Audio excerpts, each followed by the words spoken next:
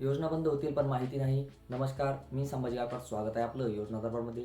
राज्यातील शेतकरी ज्या क्षणाची आणि ज्या घोषणेची वाट पाहत होती, ती घोषणा आज अर्थसंकल्पीय अधिवेशनामध्ये करण्यात आली आहे.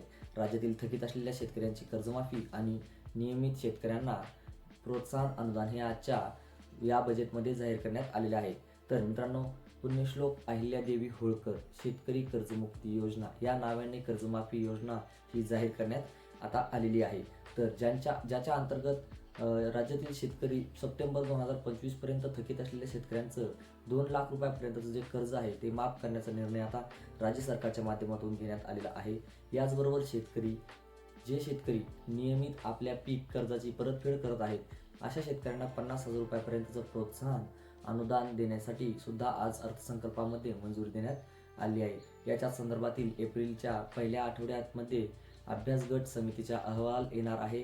तो अहवाल आल्यानंतर कोणते शेतकरी याच्यामध्ये पात्र असतील आणि काय निकष लावले जाणार आहेत हे या ठिकाणी ठरवलं जाणार आहे.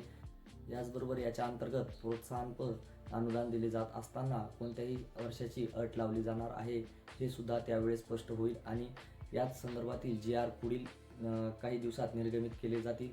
परंतु कर्जमाफीच्या संदर्भातील बजेटमध्ये घोषणा होणं हे अतिशय गरजेची बाब असते आणि आज अखेर या कर्जमाफीची घोषणा करण्यात आली आहे. राज्यातील 2 लाख रुपयापर्यंतचं थकीत असलेल्या शेतकऱ्यांना आणि नियमित कर्जदार भरणाऱ्या शेतकऱ्यांना एक मोठा दिलासा आजच्या अर्थसंकल्पाच्या माध्यमातून मिळालेला आहे. मित्रांनो, याच्या संदर्भातील जे काही डिजिटल अपडेट्स किंवा GR निर्गमित होतील याची सविस्तर माहिती आपण पुढील व्हिडिओमध्ये जाणून घेऊयात. भेटूयात नवीन माहितीसह नवीन अपडेटमध्ये. तोपर्यंत धन्यवाद.